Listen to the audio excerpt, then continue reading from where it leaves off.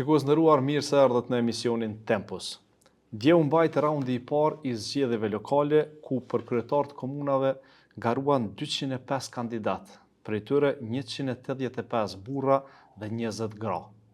Ndërsa për kuvendet komunale garuan 5419 kandidat, prej cilve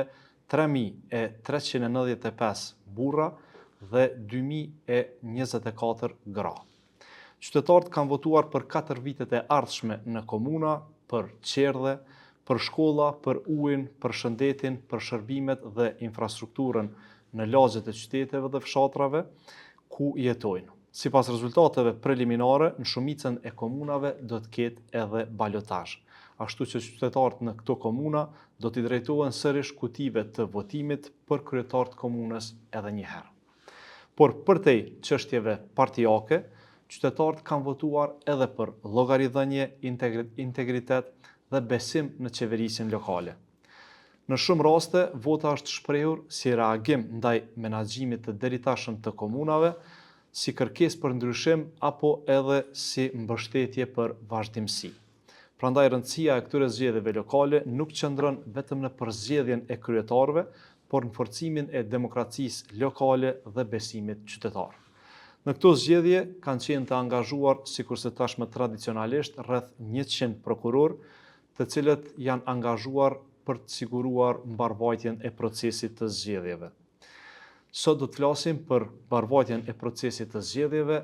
dhe për raundin e balotazhit i cili pritet zhvillohet pas diku rreth 4 javësh. Se si kanë shkuar këto, sot do të flasim me 2 panelistët e mi, të cilët janë zonja Burbuqe Kastrati nga Lëvizja. Mirë se ke ardhur. Mirë se u gjeta, faleminderit për ftesën. Dhe zotëri Gzim Shala nga Instituti i Kosovës për Drejtësi. Mirë se ke ardhur. Faleminderit për ftesën. Ju nga Demokracia në veprim, zonja Kastrati, e keni monitoruar dje gjatë tërditës deri në orët e vona procesin zgjedhor. Si ka shku, çfarë mbarvajtje ka pas në aspektin e organizimit, transparencës, por edhe të përfshirjes së qytetarëve? Faktikisht është për të vlerësuar përgjithësi procesi i zgjedhjeve në gjitha komunat e Kosovës. Pra, fakti që nuk ka pasur asnjë incident të shënuar dje gjatë tërë procesit ditor, pra prej fillimit të procesit deri në mbylljen e vendvotimit edhe numërimit, është diçka shumë e rëndësishme për demokracinë në vend, për gjithë procesin e zgjedhjeve. Ideja është që pra përgjithësi ky proces ka qenë jashtëzakonisht shumë i qetë. Ajo që është vret nga procesi i vëzhgimit nga ana jonë është që gjithsesi një problem kyç pra ka qenë procesi i çështja e ndryshimit të vendvotimeve që qytetarët, domethënë, e kanë hasur në gjitha komunat e Kosovës. Pra ka pasur një ndryshim shumë të shpeshtë të vendvotimeve brenda të shtetit, por edhe në komunat përreth, edhe në fshatrat ku qytetarët kanë ndruar vendbanimin, por kjo nuk është pasqyruar edhe në ndryshimin e vendvotimit. Kjo sigurisht që ka dekuraju pak edhe qytetarët prej votimit, por anash kësaj është shumë e rëndësishme që qytetarët dje pra kanë shfrytzuar drejtën e tyre të votës në një atmosferë jashtëzakonisht shumë të qetë, edhe me një prezencë edhe të vëzhguesve, edhe të policisë, ku faktikisht nuk është parë asnjë incident i vogël, pra ka pasur një proces jashtëzakonisht shumë transparent edhe prej anës, domethënë, organizimit nga ana e KQZ-s, por edhe ne si vëzhgues pra kemi qenë në gjithë komunat e Kosovës, ku jemi mundu që përpas krejt kësaj të jemi edhe afër qytetarëve në këtë ditë. Është shumë e rëndësishme të çeket që qytetarët pra kanë pasur, pavarësisht numrit të vogël që është shënu, le të jemi të sinqertë, në krahasim me zgjedhjet e kaluara pra për kryetarët e komunave është vretur një numër shumë i vogël i qytetarëve të cilët kanë dalë pra me votu, që është një aspekt negativ në këtë proces, po anash kësaj duhet vlerësuar jashtëzakonisht shumë, pra që krejt ky proces ka shku pa ndonjë incident dhe është organizuar jashtëzakonisht mirë për gjitha palëve. Faleminderit shumë, zotëri Shala, a ka pas hala ma shumë përmirësime nëse e shohim pra atë që ka ndodhur në kaluarën, por edhe në zgjedhjet e fundit që ndoshta vazhdimisht kanë shku duke pasur progres përjashtë zgjedhjet e fundit nacionale që KQZ-ja i pat serverat të fjetur, a janë plotësu në përgjithësi standardet ligjore që kërkojnë me mbajtë zgjedhjet? Po tash, fatmirësisht e përmend edhe ti që përjashtimisht do thotë ndoshta zgjedhjeve të kalume kjo çështja e KQZ-s që në farë forme edhe nëse ishte aspekt teknik, në farë forme ndikoi edhe në besimin e publikut në KQZ, fatmirësisht problemet të tilla nuk u evidentuan. Përgjithsisht do thotë gjatë ditës së djeshme kishte një proces të qetë zgjedhor që qytetarët patën mundësi me votu kandidatin që mendon se i përfaqëson ata. Dhe aspekti tjetër është se nuk pat incidente edhe të iniciuara nga partitë politike që në një farë forme do ta cenonin edhe ditën e zgjedhjeve dhe procesin zgjedhor në tërësi. Përkundër disa problemeve eventuale që janë të menaxhueshme që nuk ndikojnë rezultate tjera, probleme të mëdha nuk ishte. Dhe po ashtu do të thotë edhe ky problemi i kaluar i KQZ-s nuk u evidentua mbrëmt, që përgjithsisht i bie se kishte një proces të qetë zgjedhor dhe aspekt tjetër që ndikon këtë është se rezultatet u pranuan, nuk u kontestua çështja e rezultateve preliminare, ndosë nuk mohohet mundësia që në të ardhmen të përdoren mjetet juridike. Megjithatë, ideja është që nuk kishte një farë shprehje të mosbesimit ndaj procesit zgjedhor edhe nga vetë partitë politike, që është një sinjal pozitiv i procesit të zgjedhjeve. Në kuptim të reagimit të sistemit të drejtësisë, bazuar në informatat e publikuara nga prokurori i shtetit, kishin vetëm 2 raste që ata vlerësonin se kemi të bëjmë me vepër penale dhe që në të 2 rastet ishin liruar në procedurë të rregullt. Do të flasim ndoshta edhe në vijim, mirë, po çfarë e karakterizon këtë proces zgjedhor është se ka qenë edhe një fushat më e qetë, veçanërisht nëse i krahasoj me zgjedhjet e fundit që ishin zgjedhjet e përgjithshme. Në rastin konkret kishte një fushat më të qetë, një respekt më të madh të kandidatëve ndërmjet vete, me disa përjashtime të vogla që nuk ishin të nivelit siç ishin në zgjedhjet e përgjithshme, polarizimet nuk ishin aq të shprehura siç kanë qenë në zgjedhjet e përgjithshme, kishte përgjithsisht, nëse mundemi me thonë, kishte kandidat më të përgatitur për kryetar të komunave, kishte fokus më të madh të kandidatëve në programet e tyre dhe thjesht ofendimet, gjuha, polarizimet e tjera që kishin ndodhur, që kishin qenë shumë të shprehura në zgjedhjet e përgjithshme të 9 shkurtit, nuk kishin në atmos prezente gjatë fushatës zgjedhore për këto zgjedhje lokale. Në Mitrovicën e Veriut u raportu që pati votim në grup të serbëve. Po, kjo është parë prej orëve të hershme të mëngjesit. Pra kemi pamje që qytetarët e Veriut janë mbledhur në Mitrovicën e Veriut dhe kanë pritur liderët e listës serbe për të shkuar për të votuar në grup. Kjo sigurisht nuk është ndoshta mënyra më e mire e veprimit politik prej partive të caktuara, aq më pak prej listës serbe, gjë që ka qenë shumë e prekshme. Besoj që kjo ka qenë edhe një dëmtim i jashtëzakonisht shumë i procesit, sepse vota organizuar është një e papranueshme në këtë rast, edhe dihet me drejgimin edhe të Beogradit, lista serbe e ka pritur këtë momentum për rikthimin në këto 4 komuna, të cilat i ka humbë në zgjedhjet e kaluara, duke qenë se ka bojkotu këtë proces, në zgjedhjet e kaluara, dhe normalisht që është vrejt një grupim i madh i qytetarëve atje, dhe u pa që edhe prej rezultateve të cilat lista serbe, në krejto komuna fitoi bindshëm, në 4 komunat e Veriut. Ky proces është pritur një reagim i tillë, një veprim i tillë prej listës serbe në Veri, edhe prej vëzhguesve që kanë qenë dje në Veri të vendit. Është vërejtë që krejt ky votim e grup është kryer në pjesën e parë të ditës, në mëngjes, ku është organizuar partisë, është mbështet prej tyre. Edhe sidomos dihet që edhe qytetarët e asaj pjese janë non-stop në presion prej partisë, prej listës serbe, duke u shantazhuar, duke bler vota, kështu që është jashtëzakonisht e dëmshme edhe për procesin zgjedhor, po përgjithësi edhe për drejtën e qytetarëve për votë lirë, për me për me arritur në këtë pikë ku qytetarët janë në presion në ditën e zgjedhjeve për me votu me një parti të caktuar. Kjo ka qenë e pritshme me qenë se edhe është bë thirrje që edhe për prej komunitetit ndërkombëtar që t'jenë edhe më të zëshëm domethënë karshi Serbisë dhe Beogradit, me qenë se ka qenë veprim drejt për drejt i përkrahur prej Beogradit zyrtar. Dihet pra edhe që kjo pra reflektoi dje në zgjedhje prej mëngjesit, ku qytetarët në mënyrë masivike pra dolën edhe mbështetën listën serbe në grupime edhe në pra vot me grup, që është jashtëzakonisht e dëmshme edhe krejt procesin zgjedhor edhe demokratik të asaj pjese. Zoti Shala, si e vlerësoni këtë mënyrë të votimit në grup? Pajtohem plotësisht me Burbuqën, do të thotë çështja e votimit në grup e parë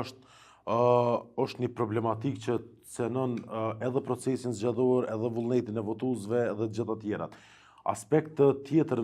fillimisht e kjo pikë të çështja e votimit në grup është problematike sepse ju ndoshta deri në këtë mos mirë, po është evidentu edhe në vende të tjera, mirë, po jo deri në mosën sa është evidentu në veri. Dhe aspekti tjetër është sepse ky aspekt flet për ndikim direkt të Serbisë, të Beogradit, të Vučićit, të Radojčićit në këtë proces zgjedhor dhe ky ndikim do thotë bëhet tek serbët lokal në forma të ndryshme të korrupsionit, siç e përmendi korrupsionet dhe presionit, siç e përmendi edhe Burbuqja, është çështja përmes ndihmave, përmes të hollave, përmes votave direkt, përmes presionit, shantazhit e tjerë, që definitivisht paraqet një problem në raport me procesin zgjedhor në komunat e Veriut dhe që definitivisht është një problematikë e hapur për shkak se në rastin konkret përgjithsisht nëse i shohim do të thotë edhe kronologjikisht edhe dim situatën politike edhe rrjedhin e tjerë, e dim se pse është ky votim në grup. Nuk është diçka përjashtimore që mundej me pa në ndonjë komunë tjetër, mirë, po është diçka masive që qartazi flet për ndikim të Serbisë përmes formave të ndryshme të korrupsionit, presionit dhe shantazhit. Sepse nëse shikojmë për shembull edhe te komuna tjera me shumicë serbe, po flas për Ranilugun, po flas për Novo Brdën, edhe aty kemi një fitore shumë të qartë të listës serbe në këto zgjedhje. Kur e shohim krejt fushatën, me qenë se si falje kemi monitoru prej ditës parë deri pra në ditën e fundit fushatën, edhe sidomos jemi fokusu tek çështja pra e mbulimit të medial, pra si televizionet edhe portalet edhe kronikat zgjedhore janë paraqit domethënë hapësira që çdo televizive, e shoh që lista serbe nuk është fokusu shumë në fushat, që janë fokusu për shembull partitë të tjera minoritare. Edhe kjo shumë një aspekt negativ i krejt këtij procesi, me qenë se kjo fushat e listës serbe bëhet pra në mënyrë të shantazhit, të korrupsionit, edhe në hapësirat ku pra si domethënë komunat si Graçanica, ku nuk ka domethënë fuqi direkte siç e ka në veri të Kosovës, ku e ka një hapësirë shumë të lehtë për manovrim politik, siç e ka në komunat pra tjera si Ranilugu apo Graçanica. Dhe kjo shumë domethënë shumë shqetësuese për gjithë këtë proces, me qenë se serbët në Kosovë, në këto komuna tjera, pra janë direkt në presionin e listës serbe për votim. Me qenë se krejt kjo fushat i tyre është bërë kështu pra paskene, pra me blerjet votave, me presion,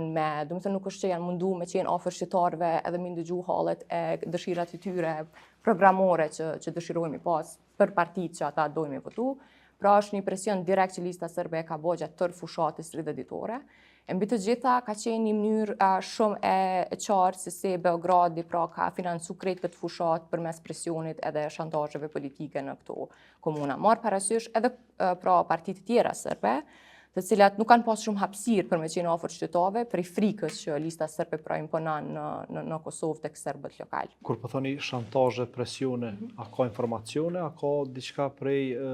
fakteve që janë gjetë rrugës që kanë pas shantazhe, kanë pas presione? Faktikisht kjo vret prej mas pari prej mënyrës se si ata kanë funksionu gjatë domethënë fushatës 30 ditore. Pra nuk ka pas shumë hapësirë për një farë lloj sekreti publik, pra nuk ka pas shumë hapësirë për partitë politike tjera serbe për manovrim. Duke qenë se krejt kjo pra është pa edhe si një farë vazhdimësie prej zgjedhjeve të kaluara. Pra është kriju një lloj kulture politike të këta, ku qytetarët serb nuk kanë zgjedhje tjetër përpas listës serbe. Sepse sigurisht që fuqia e listës serbe me qenë se varet direkt nga Beogradi, atëherë kjo është mënyra e vetme se si ata pra kanë manevru për 30 ditë sa ka zgjatë edhe fushata zgjedhore. Kalojmë te një çështje tjetër e që ka të bëjë me numrin e grave që kanë qenë fakt pjesë e garës për kryetarët komunave, që fatkeqësisht ka qenë shumë i ulë. Pra janë vetëm 20 gra prej 205 kandidatëve. Si vlerësohet? Ne gjatë procesit të monitorimit edhe dhënat nga monitorimi i lëvizjes fal që kemi bërë pra në debate televizive edhe në kronika zgjedhore, ku jemi fokusuar në hapësirat që i jepën grave kandidate për kryetaret të komunave, por një ashtu edhe për asamble, sepse është shumë e rëndësishme gjatë tyre 30 ditëve diçka që ka qenë shumë e qartë dhe shumë e dukshme ka qenë që shumë pak janë marrë parasysh kandidatët për asamble, shumë pak ka pas hapësirë për këta, qoftë mediale edhe qoftë në kronika zgjedhore, domethënë. Për shembull, prej donave tona, vetëm po flas prej ditës parë deri në ditën e premte, pra për 10 tetor, vetëm 10% e hapësirës televizive gjatë kronikave zgjedhore që i kemi monitoruar në gjitha televizionet kombëtare në gjuhën shqipe, vetëm 10% e hapësirës televizive është dhënë kandidatëve për kryetare gra. E kjo edhe shkon më pak, domethënë zvoglohet në debate televizive që janë bajt. Domethënë vetëm 8% e pjesëmarrjes ka qenë gra për një periudhë një mujore, gjë që është një përqindje jashtëzakonisht e ulët, edhe e tregon një lloj pavarësie shumë të madhe gjinore sa i përket fushatës zgjedhore, edhe përfaqësimit të grave në politikë. Diçka që neve kemi vrejt gjatë monitorimit ka qenë edhe për shembull temat edhe mënyra si është diskutuar në këtë aspekt nga kandidatët burra. Për shembull, nëse flasim për prezantimin e programit, që prej monitorimit del që edhe në debate televizive është bërë shumë pjesërisht, sepse të pas parasysh ndikimin që televizionet kanë në Kosovë, pra aty formohet është, domethënë, rol shumë i fuqishëm edhe rol kyç për pra krejt formësimin edhe komunikimin direkt me publikun. Edhe një ashtu ndikon shumë edhe tek bindjet politike të njerëzve. Shumica e programeve që janë prezantuar prej këtyre kandidatëve, pra kur flasim për çështjen e qerdheve, qëndrimit tërditor që ka qenë një ndër temat kyçe edhe që janë problematik për që janë shumë kryeqytet, janë në gjitha vendet tjera të Kosovës, pra aty janë se i gratë që pra kretë çështjen e qerdheve, domethënë këtë kontekst janë përmendur gratë, domethënë vetëm tek çështja e mësisë dhe kujdesit ndaj fëmijëve. E që nëse shikojmë tek kandidatit gra, domethënë shumë pak për kryetare komunave, edhe pse ka qenë një numër shumë i vogël i tyre, por kanë pas edhe parti të cilat s'kan pas asnjë kandidate për kryetare gru, edhe ato kanë pasur një pjesëmarrje jashtëzakonisht vogël në hapësirën televizive dhe përgjithësi në këtë diskutim edhe në fushat 30 ditore. Besoj që është një zhvillim jashtëzakonisht negativ përgjithësi për partitë politike, duke pas parasysh që edhe në listat për kandidat për kuvend, për asamble komunale, është kryaj obligimi ligjor i partive politike. Pra, ta kemi një 30% sepse ashtu na obligon ligji, e për të tjerat pra nuk është do hapësirë e duhur. Edhe besoj që kjo ndikon shumë keq edhe në krejt këtë zhvillimin partijak në Kosovë, sepse po flasim për kalim të pragut, 30%, po edhe një të kohë për programet të cilat kanë qenë jashtëzakonisht shumë të cekura në këtë aspektin e arritjes një lloj barazie gjinore brenda partive, e që kjo sigurisht që nuk është befasi për përqindjet e kandidateve gra në asamble komunale edhe për kandidatet e kryetarëve në komuna. Edhe këtu, domethënë edhe kandidatet, ato që kemi pa ne gjatë monitorimit, do thotë nuk është që pra kanë qenë prej partive se PDK-ja, LVV-ja, Nisma ka pas dy kandidate, pra një në Vushtri edhe një në Prizren, por gjithsesi ka pas një prezantim edhe ka zë shumë pak vend në diskutimin publik në këto 30 ditë fushat, që ka qenë një pjesë shumë negative e këtij procesi. Zoti Shala, si e keni pa këtë disbalans të përfaqësimit në këto lista? Tash, në raport me gjithë kandidatët e bie se janë më pak se 10% gra dhe mbi 90% burra, ndërsa edhe në deklarimet e liderëve, zyrtarëve të partive politike, do të thotë gjithë ata thonë se ballazia gjinore është të prioritet për ne. Ndërsa kur vije puna do të thotë të motët, se so ata janë për ballazi gjinore, atë na del mbi 90% me më pak se 10%. Dhe definitivisht se për te aspektit ligjor është definitivisht mungesa e emancipimit të partive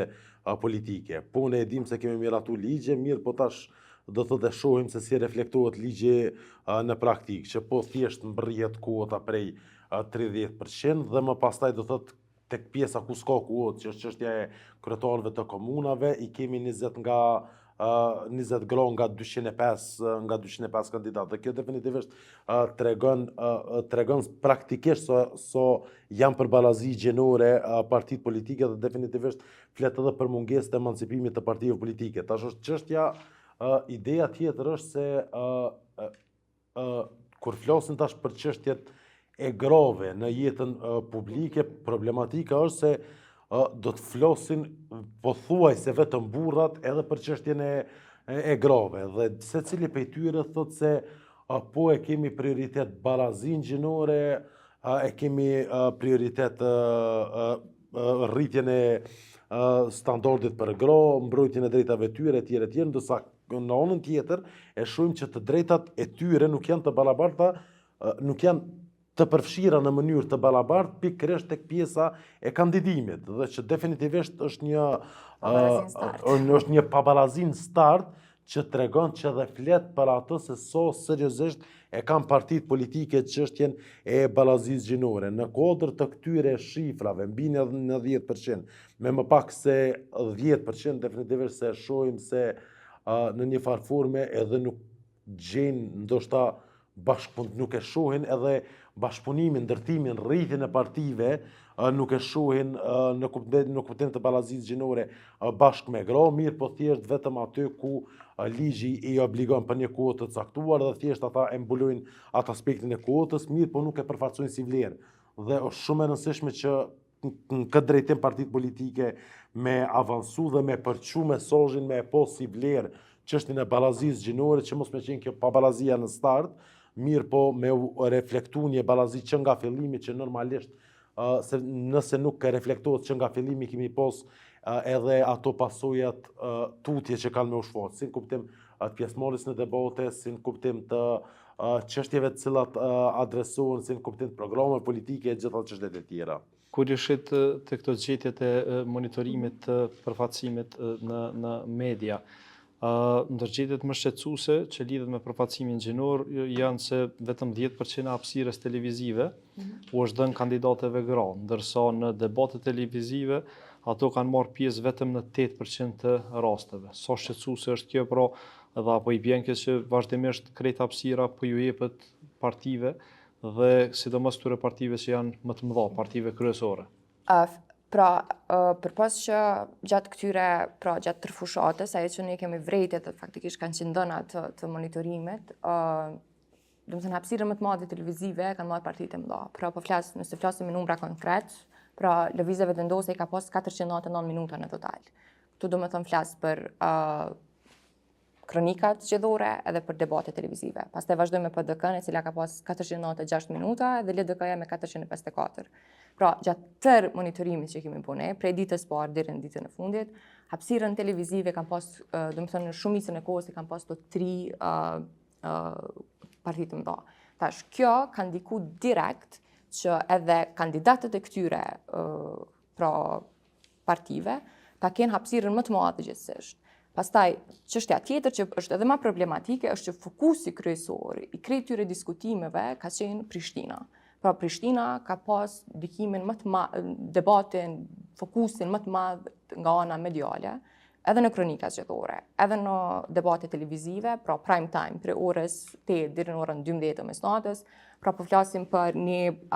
fokus jashtëzakonisht madh në kryeqytet, ku janë patu thuajse çdo të dytën ditë në krejt çdo televizionet kryesore tonat Prishtina me fokus. Tash kjo, përpos që ka pas kandidate shumë pak gra, kjo sigurisht që ka ndiku direkt, do me thonë në këto përqindje që janë shumë shqetësuese për neve. Pra ki pas 8%, është 30 ditë fushat, vetëm 8%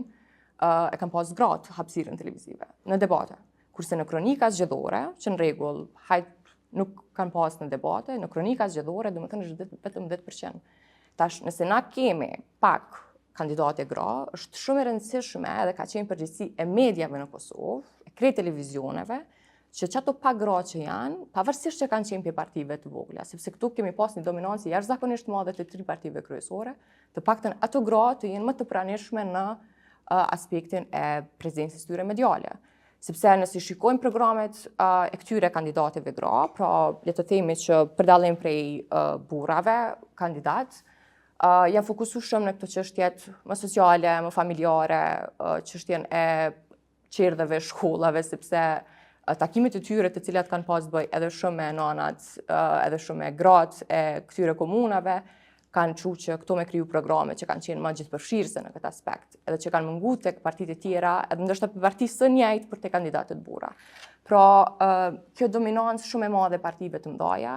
që ne kemi pa gjatë tërë fushatës zgjedhore, po të njëjtën kohë edhe vëmendja shumë e madhe tek Prishtina. Pra, Prishtina ka marrë gjithë fokusin kryesor në këto debate. Edhe le të themi, jemi të sinqert, debate televizive në Kosovë, pra kur i kemi monitoru na, shumica kanë dalë, pra kanë dominu me përqindje debatet me shumë subjekte politike, me shumë kandidat, edhe dyta ka dalë, do me thonë, me përqindje këto debatet me analist. Pra, 30 ditë fushat, nëse jemi që i shfrytëzojmë, do me thonë, televizionet publike, po në televizionet nacionale, ku i shfrytëzojmë si një farë lidhëse mes qytetarëve edhe kandidatëve. Nështë ajo krejt qytetarë dalin në mbledhi që mbohen, që dhe janë bajt pak, pra nuk ka pas shumë mbledhje, ka pas vizita aty këtu të kandidatëve për kryetar, po e kemi pa që edhe ka qenë një numër i vogël i qytetarëve të cilët kanë marrë pjesë në mbledhi të partive politike, po në anën tjetër nuk ka pas shumë organizime të mirëfillta, pra e kemi pa kur lideri partisë ka shkuar në qytet, edhe janë bajt në për sallat e dasmave kryesisht, ose sallat sporteve, edhe aty pra ka qenë krejt fokusi medial edhe i partisë në atë qytet. Po përndryshe, krejt kjo ka qenë një lloj zhvillimi negativ i krejt kësaj fushate, sepse po pastaj kjo është edhe pak reflektim për mediat në Kosovë, që në aspektin gjinor duhet jenë shumë të kujdesshëm për me dhënë hapësirë edhe me tregu një lloj edhe emancipimi profesional edhe medial, që kandidatet gra, ato pak që janë, ju jap hapësirë shumë a shumë, po edhe te partitë politike. Unë besoj që 25 vite edhe demokracia në Kosovë është koha fundi që partitë politike me ndryshu pak strukturë të brendshme, mënyrën se si, pra që thash, një lloj pabarazie në start, pra prej atyne qendrave që i ka në për qytete, deri tek pikat kryesore në kryeqytet, është shumë e rëndësishme që partitë sinqerisht me ndryshu strukturën e brendshme gjinore edhe mos me u boll me këtë çështjen e 30% që të kotës, sepse kjo pastaj reflekton edhe një shumë pabarabartë edhe me përqindjen e grave që jemi në popullsi. Pastaj edhe programeve të cilat sigurisht nuk janë shumë të kujdesshëm në atë pjesë. Stishala përfaqësimi ult i grave në hapësirën televizive, pra është një problem që vazhdimisht përsëritet, po ashtu ka një koncentrim të vazhdimisht partive kryesore, pra, e tha zonja Kastrati që 3 partitë e kanë zonë hapësirën më të madhe. Tash, ky koncentrim çu trajtohet nga ana ligjore edhe nga ana e një rregullore që ka qenë bukur mediatike që është miratuar nga ana e KPM-s. Fillimisht, ligji për zgjedhjet e përgjithshme nuk i njeh subjektet politike për nga fuqia, mirë po i trajton në mënyrë të barabartë. Pra, secili subjekt politik trajtohet në mënyrë të barabartë pa marrë parasysh fuqinë politike që e ka. Dhe kjo është obligim ligjor, do thotë është i përcaktuar në ligjin për zgjedhjet e përgjithshme. Kur është miratuar ky ligj, do thotë si IKD, e kemi draftu rregulloren për obligimet e mediave gjatë fushatës zgjedhore, të cilën e ka miratuar Komisioni Pavarur i Mediave, dhe kjo rregullore tash ka përcaktuar edhe mënyrën se si media duhet të sillen gjatë fushatës zgjedhore, në mënyrë që të ofrojnë barazi për subjektet politike. Nuk e përmend specifikisht ndoshta çështjen e komunave, mirë po zbatimi i saj automatikisht qën edhe në barazi territoriale, gjeografike nëse mundem me thonë, që mos me u koncentru debati siç ka ndodhur në rastin konkret më së shumti në Prishtinë dhe mos me u koncentru vetëm tek partitë e mëdha. Tash, problematika në rastin konkret ka qenë se përkundër miratimit të kësaj rregullore, Komisioni i Pavarur i Mediave ka qenë jo funksional për të vendosur. Ata sa e di kanë thënë se janë duke i monitoruar fushatat zgjedhore për të ndërmarrë veprime e tjera, mirë po nuk ka bërë funksional që të mund të marrë vendime. Në rregullore janë të detajuara edhe afatet kohore që vendimet të jenë të shpejta. Cila ka qenë logjika e kësaj? Ka qenë logjika që mos të kryhet fushata zgjedhore në atë mënyrë dhe më pastaj të merremi me ankesa, mirë po që ankesat të trajtohen në kohë reale për ta rregulluar sjelljen e mediave edhe gjatë fushatës zgjedhore. Për faktin se i trajton në mënyrë të barabartë subjektet politike, si ligji si rregulloria, do të thotë rregulloria është detajim i asaj çfarë thotë ligji, thekson domosdoshmërinë e ofrimit të mundësive të njëjta, ofrimit të kohës së barabartë. Dhe tash nëse ndjeket kjo barabarësi në raport me subjektet politike, kandidatët e tyre të cilët kanë aplikuar, normalisht një barazi e tillë do të ishte edhe në raport me të gjitha qytetet. Dhe tash nuk do të ishte më çështje vetëm e vlerësimit të redaksisë, se çfarë do duhet të trajtonte, mirë po në kohën e zgjedhjeve media ka një rol krucial, do thotë është ura lidhëse e partive politike me qytetarin, votën e cilëve ata e synojnë, dhe nuk është më çështje vetëm e redaksisë, sepse po e kuptojnë ndoshta debati për Prishtinën bëhet më i madh sepse ka shikime më shumë, ka ndoshta interes më shumë për shkak numrit banorëve etj, po më pastaj kjo krijon pabarazi në mes të subjekteve politike. Aspekt tash, në disa raste mundemi me thonë që ka mundësi që partitë politike nuk munden me ju përgjigj gjitha mediave në të cilat ftohen, nuk kanë kapacitete për gjitha mediave, disa e shohin si strategji. Për shembull, kemi po në zgjedhjet e përgjithshme të 9 shkurtit, që lëvizja vetëvendosje ka thonë që nuk marr pjesë në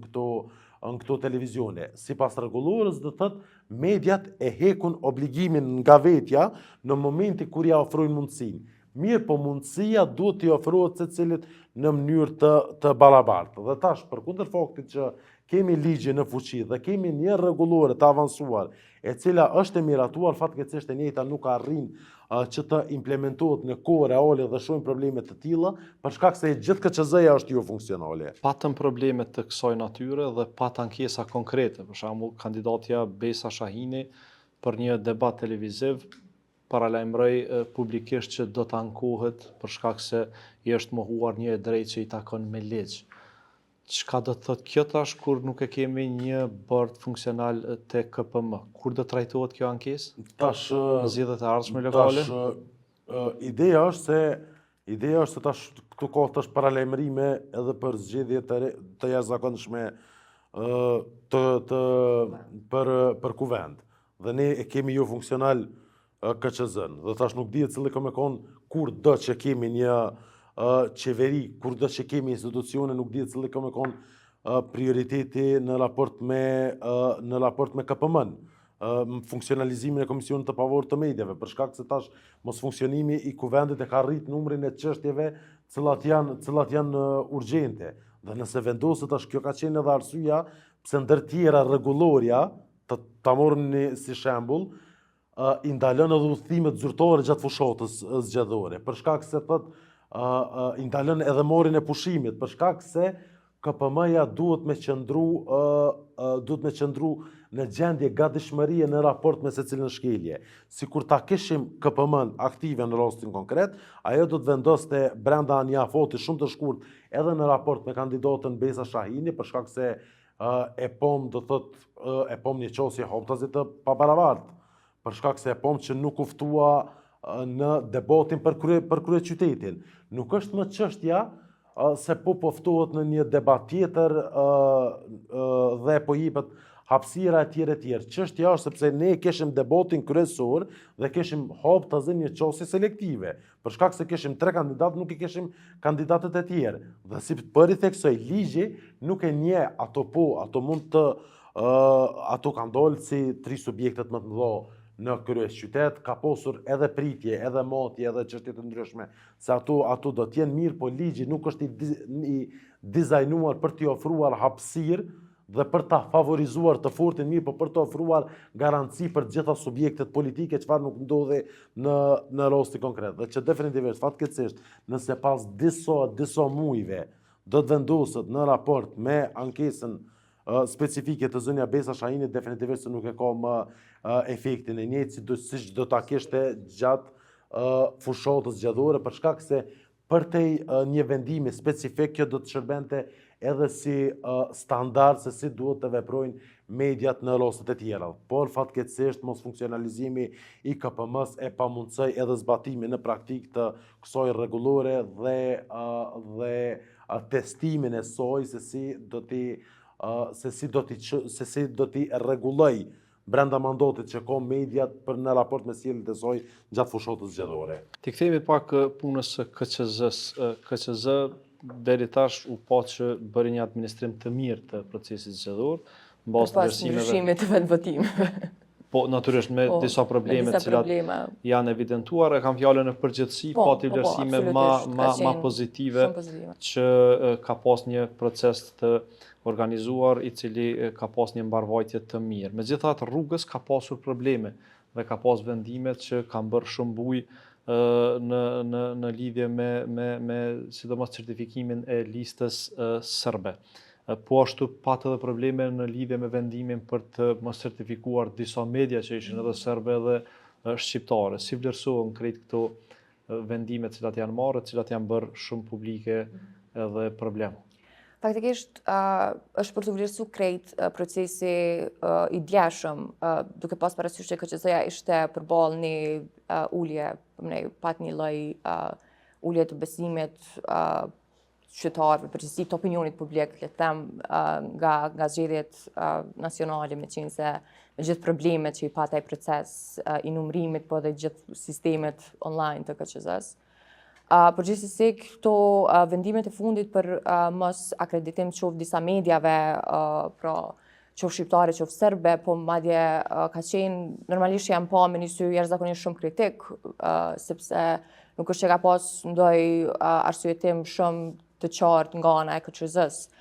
Edhe kanë qenë disa vendime që janë marrë shumë në mënyrë të shpejtë, pak para ditës së zgjedhjeve, edhe sigurisht që krijuan krejt këtë pak konfuzion edhe paqartësi në gjithë këtë proces. Ideja është që sigurisht është e drejta e çdo mediumi me qenë prezent në ditën e zgjedhjeve, të akreditohen prej KQZ-s dhe të jenë aty për të mbulu këtë proces. Sigurisht që përpas mediave nacionale janë edhe ato ndërkombëtare të cilat synojnë të jenë pjesë e këtij procesi. Pra pat shumë diskutime në raport me procesin e mos akreditimit disa mediave serbe, pastaj që ajo domosdoshmërisht përdoret nga aspekti politik, po duke qenë që krejt këtu votime dhe këtë procesi votimit të KQZ-s nuk largohet prej atij ngjyrimit politik, sigurisht që kjo nuk ishte, një proces shumë i qartë prej tyre, edhe padyshim që pat pra ndikim politik prej normal anëtarëve të KQZ-s, të cilët kanë të drejtë vote edhe kanë të drejtë pra vendimarrje në këtë punë. Ideja e mos akreditimit mediave sigurisht nuk është shumë demokratike dhe nuk është për tu vlerësuar prej KQZ-s. Përpas krejt pra imazhit të mirë që e la prej dje si pra mënyrën e menaxhimit të procesit zgjedhor, por në të njëjtën kohë edhe çështja e vëzhguesve, pra pat një diskutim shumë të madh për disa organizata të cilat nuk arritun mu akreditu prej KQZ-s, me qenë se ishin të reja në listë, pra nuk ishin qenë më herët, edhe kjo sigurisht që ngreti edhe këtë debat tjetër për drejtën e KQZ-s për mohim të vëzhgimit, po edhe të pjesëmarrjes së mediave në këtë proces. Zoti Shala, si vlerësoni këto vendime dhe përtej KQZ-s në BZAP ka pasur gjithashtu vendime të tjera të cilat i kanë kthyer mbrapsht disa prej vendimeve të KQZ-s. Tash për shembull, nëse i referohemi do thot vendimores së KQZ-s para ditës së zgjedhjes, ditës së zgjedhjeve që flet për veprimet që kanë bujnë me organizimin e ditës së zgjedhjeve, ka pasur disa probleme, do thot ka qenë për shembull problemi i mos certifikimit të dy subjekteve politike serbe që më pastaj është kthyer edhe nga PZOP-ja dhe është obliguar që të certifikohen dhe që definitivisht është pak problematike për shkak se pa doshur të hynë detaje përkitaze me kushtetutën, standardet ndërkombëtare etj, të cilat çështje kemi përmend vazhdimisht. Ideja është se ishte një situatë njëjtë në zgjedhjet e përgjithshme. Dhe tani më ishte standardi qartë si i vendosur si nga PZOP-ja si nga Gjykata Supreme se këto dy subjekte politike duhet të certifikohen. Për më tepër, për faktin se ishin të regjistruara ato si parti politike, ato parimisht ishin të certifikuara. Pra në një farforme thjesht kishim të bënim me politika ditore e që dije se cili kemi qenë rezultati për shkak se standardi ishte i vendosur në zgjedhjet e përgjithshme. Fatkeqësisht problematika në këtë rast është se tani më vinë raporte ndërkombëtare, vjen raporti i Komisionit Evropian për vendin e tjerë dhe definitivisht se marrim pikë negative pa nevojë në raport me këtë çështje. Edhe vendimi për çështjen e akreditimit të medjave, do thotë që mos të akreditohen një herë, të akreditohen më pas, është një çështje që lë shije të keqe dhe nuk mundet, do thotë, kërkohet një standard shumë i lartë për mos me u akreditu mediat. Nuk mundën thjesht me thonë që jo unë s'kam informacion për këtë çështje dhe nuk po e akreditoj një media të caktuar. Definitivisht se kjo nuk duhet të ndodhë në atë mënyrë që mediat të mbesin peng i një vendimi politik të përfaqësues politik në KQZ dhe për më tepër momentumi i vendimorës është pak problematik sepse është problematik nëse do të kenë ata afat kohor për t'u ankuar në PZOP, duke pasur parasysh se po vendoset në ditët e fundit. Sa i përket ankesave në PZOP, numri i ankesave dhe numri i gjobave të shqiptuara, nëse i krahasojmë do të thotë me zgjedhjet e përgjithshme, tregon se ka pasur edhe një fushat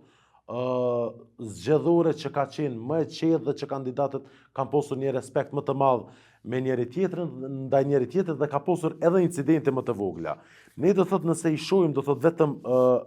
numrin e vendimeve në të cilat janë shqiptuar gjoba, në zgjedhjet lokale kemi 33 vendime me gjoba.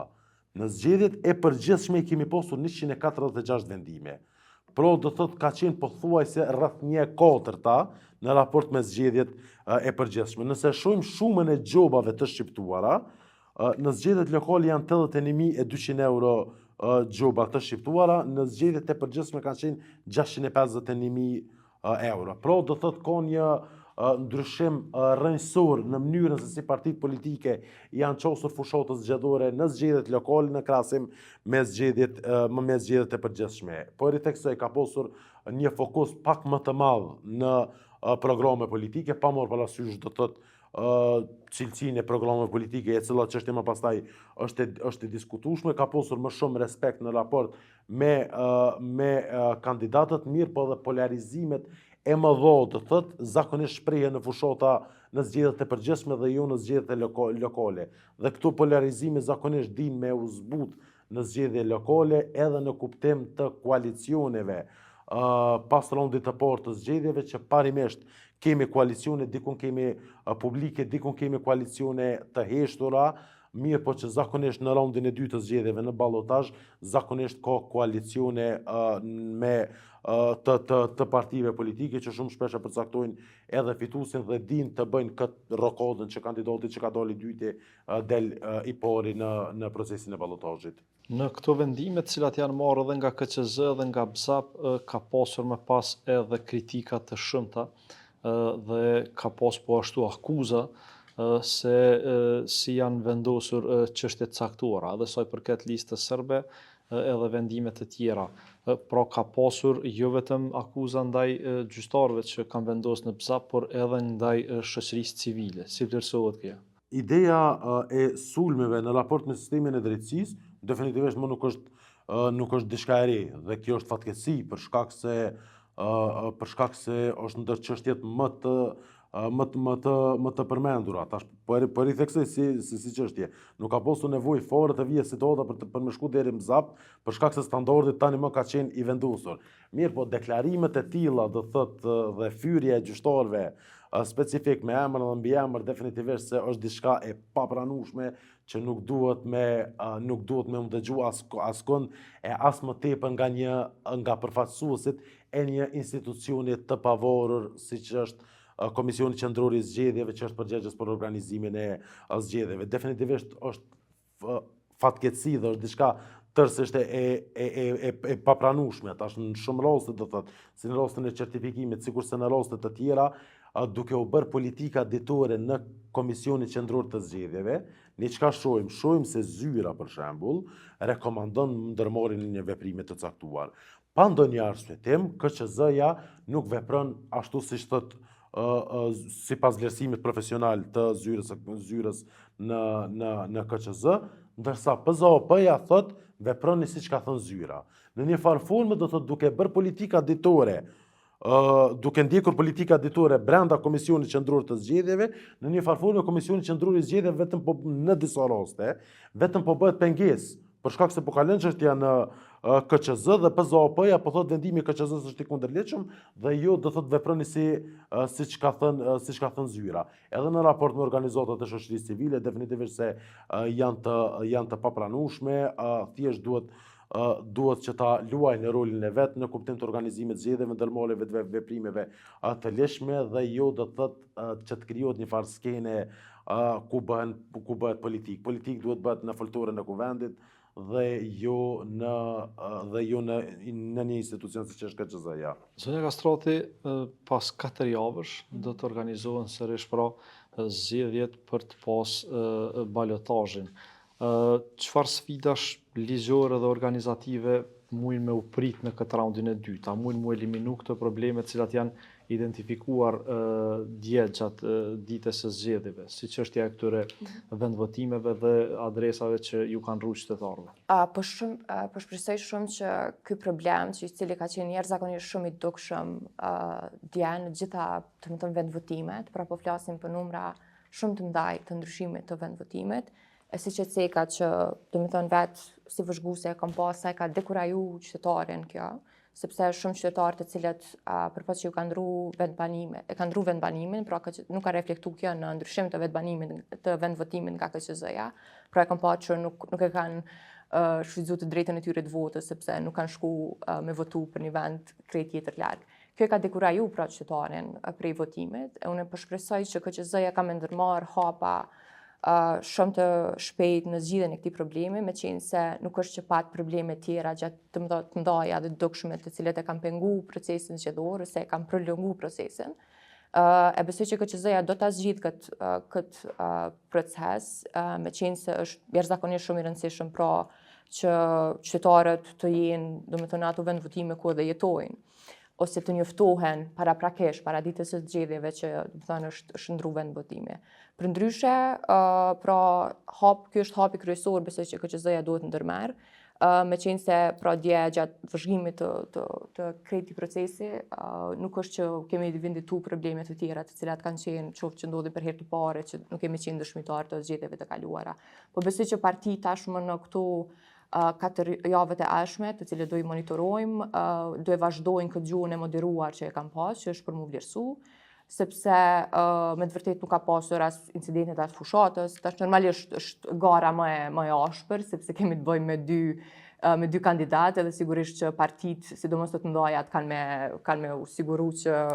qoftë që takzime kësaj koalicione të fshehura edhe ku shkojnë votat e atyre partive të cilat kanë valë të tretat e të katërtat për cilën kandidat të parin apo të dytin. Sigurisht kjo është një luftë apo një betejë prapaskenave që ka mendohet për këto 4 javët e ardhshme. Po sa i përket procesit, besoj që ka me qenë ashtu siç ka qenë pra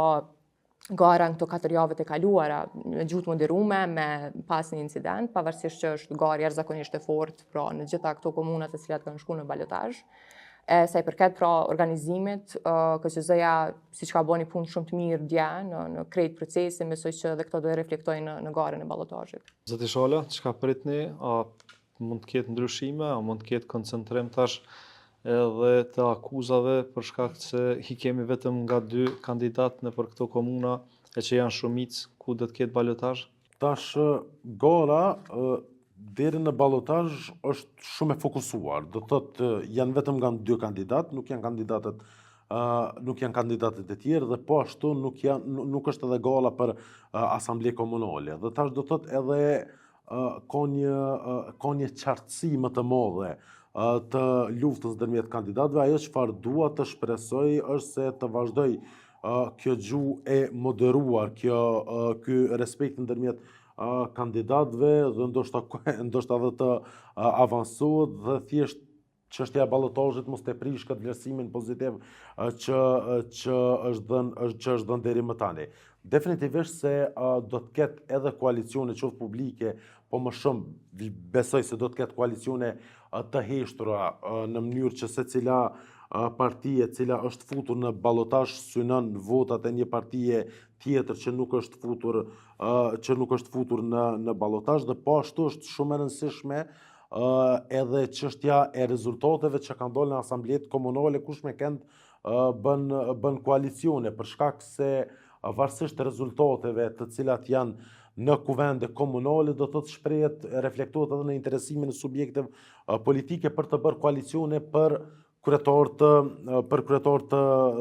të komunës. Këto polarizimet e mëdha që i shohim në nivel qendror zakonisht zbuten në